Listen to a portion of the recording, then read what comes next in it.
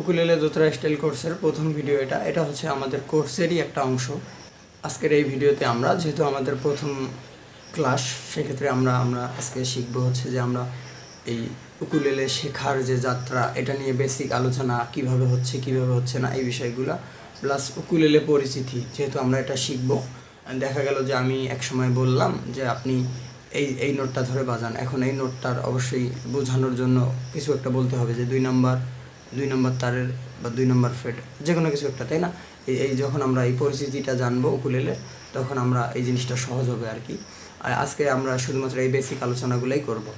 তার আগে কোর্সটা সম্পর্কে একটু বলি। এই কোর্সটা আমি কাদের জন্য বানিয়েছি একটু বলি। যারা মোটামুটি দেখা যায় যে ইউটিউব দেখে শেখার অনেক আগ্রহ, কিন্তু ওইভাবে আর্থিক সমস্যার কারণে শিখতে পাচ্ছে না, তাদের জন্য। মানে এক কথায় বলতে গেলে কোর্সটা হচ্ছে আমাদের সম্পূর্ণ ফ্রি নয়, কিন্তু আমাদের এই কোর্সের মূল্য অল্প কিছু রাখা হয়েছে। এর পাশাপাশি কোর্সটা যদিও প্রি রেকর্ডেড, তাও আপনারা যে সুবিধা পাবেন, যেমন ধরেন যে আপনি ভিডিও দেখতেছেন, আমি যে ভিডিওগুলো করে রেখেছি বা করে দিয়েছি, আপনি ভিডিও দেখতেছেন, দেখে কোথাও সমস্যা মনে হয়েছে আপনার, আমাকে যদি আপনি জানান, সেটার আপনি ইনস্ট্যান্ট সমাধান পাবেন। অর্থাৎ আপনার ইউটিউব থেকে শেখার চেয়ে এটাতে বেনিফিট যেটা পাবেন সেটা হচ্ছে যে আপনার একটা গাইড থাকবে, আপনি যে কোনো সময় যে কোনো সমস্যার সমাধান নিতে পারবেন। আমাদের এই কোর্সে জয়েন করতে গেলে এই নিচে দেওয়া নাম্বারে আপনি যোগাযোগ করে জয়েন করতে পারেন।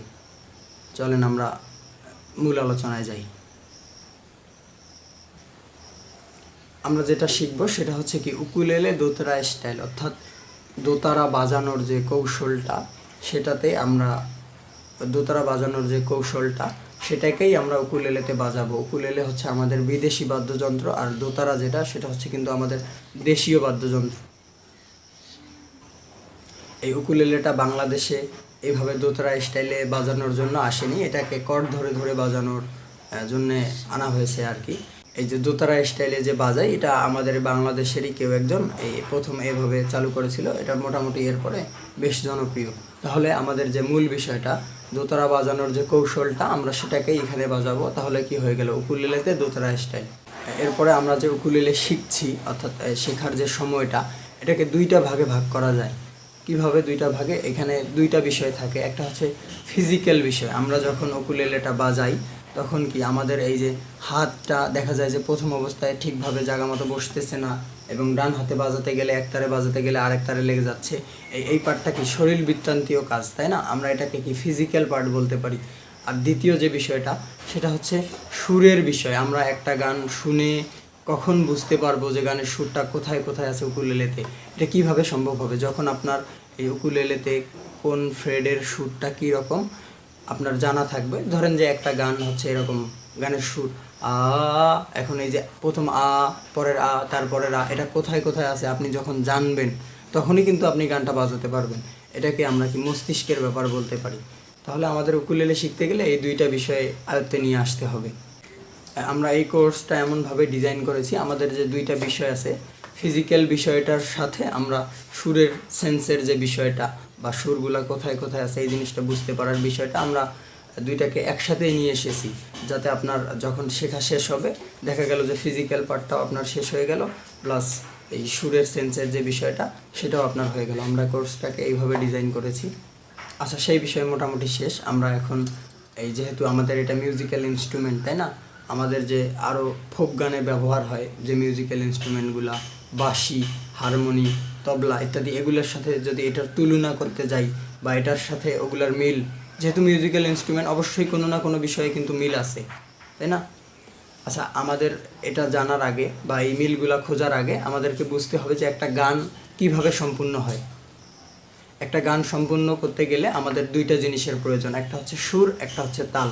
তার মানে আমাদের সুরটাকে তালে বাজিয়ে গানটাকে সম্পূর্ণ করতে হবে। তার মানে আমরা একটা নির্দিষ্ট তাল চলতেছে, সেই তালের সাথে একটা সুর বাজিয়ে গানটা সম্পূর্ণ হবে। কিছু কথার কথা আছে না, অনেকে এইভাবে বলে না যে অমুকের সাথে তাল মিলাচ্ছিস, তার মানে কি সে নির্দিষ্ট কোনো একটা কাজ বা নির্দিষ্ট কিছু একটা করতেছে, তার সাথে মিলাচ্ছি। আমি যদি তালের সাথে সুর মিলানোর কথা বলি, তাহলে কি তালটা নির্দিষ্টভাবে চলতেছে, আমার যে গানের সুরটা আছে আমি সেই তালের সাথে মিলিয়ে সম্পূর্ণ করলাম। এখন আমাদের যে মিউজিক্যাল ইনস্ট্রুমেন্টগুলো আছে, কোনোটা সুর ভিত্তিক, কোনোটা তাল ভিত্তিক, কিন্তু আমাদের উকুলেলেতে সুর এবং তাল দুইটাই আছে। আমরা যদি হারমোনির কথা চিন্তা করি, হারমোনিতে শুধুমাত্র সুর বাজে। এই মিউজিক্যাল ইনস্ট্রুমেন্টগুলো দুইটা জিনিসের উপর ভিত্তি করে হয়। একটাতে হয় কোনোটা সুর ভিত্তিক, সেটাতে সুর বাজে, আর কোনোটা হচ্ছে তাল ভিত্তিক। কিন্তু আমাদের উকুলেলের ক্ষেত্রে সুর এবং তাল দুইটাই বাজে, অর্থাৎ আমরা ডান হাতে যেটা বাজাই সেটা হচ্ছে তাল, এবং বাঁ হাতে যে জিনিসটা বাজিয়ে এই যে গানের সুরটা বাজাই সেটা হচ্ছে সুর। এখন যদি আমরা হারমোনির সাথে এটা তুলনা করি, হারমোনিতে কি হয়, শুধুমাত্র সুরটা বাজে। এখন ধরেন যে বকুল ফুল গানের সুর কি হুম হুম হুম, যে হারমোনিতে শুধুমাত্র হুম হুম হুম এটাই বাজে। কিন্তু বকুল ফুল গানটাকে আমরা যখন গাইতে যাব, সঠিকভাবে যখন গাইতে যাব, এরকম বকুল ফুল, এই যে নির্দিষ্ট একটা যে বকুল ফুল, এখানে একটা দোলানি বা এই যে একটা এরকম যে ভাব আছে, এটাই হচ্ছে গানটার তাল। হারমোনিতে সেই জিনিসটা নাই। এখন যদি আপনি হারমোনিতে গান বাজাতে চান বা গাইতে চান, সেক্ষেত্রে আপনার মনে মনে হয় তালটাকে ধরে নিতে হবে, না হলে কোনো একটা তালের যন্ত্র। ওই যে আপনাকে বলেছিলাম একটু আগে যে আমাদের মিউজিক্যাল ইনস্ট্রুমেন্টগুলো হয় সুরভিত্তিক নয় তালভিত্তিক। এখন তালভিত্তিক বেশ কিছু যন্ত্র আছে, যেমন প্যাড, ড্রাম ইত্যাদি ইত্যাদি। তারপরে আমাদের দেশীয় যন্ত্র বা ফোক গানে ব্যবহার হয় তবলা, আপনার বাংলা ঢোল বা বিভিন্ন ধরনের আরও ঢোল আছে সেগুলা। এই গেল মোটামুটি হচ্ছে আমাদের বেসিক ধারণা। এখানে আমাদের শেখার কিন্তু শেষ নেই। আমরা শিখতে থাকলে আস্তে আস্তে আমরা যখন বাজাতে থাকবো, অনেক জিনিস আমরা নিজেরাই বুঝতে পারবো। দেখা যাবে যে অনেক জিনিস আপনি রিয়েলাইজ করতে পারবেন যে এই জিনিসটা এইভাবে হচ্ছে, আমি তো আগে জানতাম না, এরকম অনেক হবে। আসেন আমরা এখন উকুলেলে পরিচিতিতে যাই। উকুলেলে পরিচিতিতে গেলে আমাদের যে এই যে এই সাদা অংশ থেকে শুরু করে যে এই অংশটুকু আছে, এটাকে বলে হচ্ছে মাথা। তারপরে এই যে এগুলা টিউনিং কি, এগুলো জাস্ট জেনে রাখার জন্য, একবারে যে শিখতে হলে যে এগুলো মুখস্থ রাখতে হবে এরকম কিছু না। তারপরে আমাদের এই সাদা অংশ থেকে শুরু করে এই কালা অংশের শেষ পর্যন্ত এই সম্পূর্ণটা হচ্ছে ফ্রেড বোর্ড। তারপরে যদি আমি এই যে এগুলার কথা বলি, যেগুলোতে আমরা বাজাবো, এগুলো হচ্ছে স্ট্রিং বা বাংলাতে বলতে গেলে বলে তার।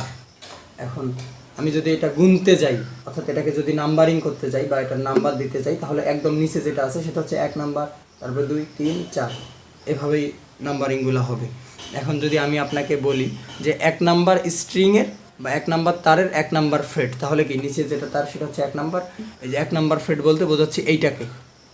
একইভাবে যদি বলি 1 নাম্বার স্ট্রিংয়ের 2 নাম্বার ফ্রেট, একইভাবে 1 নাম্বার স্ট্রিংয়ের 3 নাম্বার, দেখেন এই অনুরূপভাবে একইভাবে 1 নাম্বার স্ট্রিংয়ের 5 নাম্বার ফ্রেটের কথা বললে 1, 2, 3, 4, 5, এই যে 5-এ দেখেন মার্ক করা আছে 5, 7, এই যে আরও এইভাবে এখানে মার্ক করা আছে দেখেন।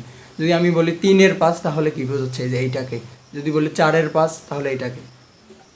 আমরা যখন দোতারা স্টাইলটা বাজাই, দোতারা স্টাইল বাজানোর ক্ষেত্রে আমাদের এই 4 নাম্বার তারটার এটা হচ্ছে প্র্যাকটিক্যাল কোনো ব্যবহার নেই, এটা শুধুমাত্র সাউন্ড ভরাটের কাজ করে। আমরা এটা সামনে গিয়ে আরও ভালোভাবে জানতে পারবো পরবর্তী ক্লাসগুলোতে।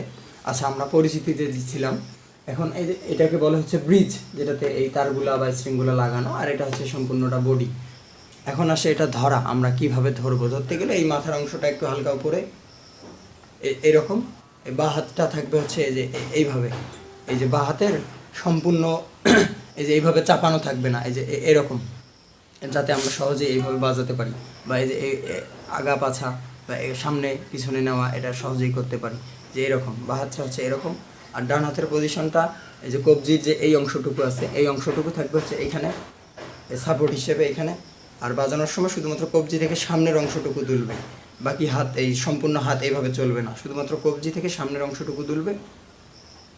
আর পিক, আমরা যেটা দিয়ে বাজাই এটাকে বলে পিক। এই পিক ধরার নিয়মের কথা যদি বলি আমরা, এই যে আমি এই যে ডান হাতের ফার্স্ট ফিঙ্গারের উপর এই যে এইভাবে রাখলাম, রেখে এই যে থাম্ব বা ওই যে বুড়ো আঙ্গুল দিয়ে যদি এই যে এইভাবে যদি ধরি, যে এইভাবে ধরে আমরা এখন হচ্ছে এইভাবে বাজাবো।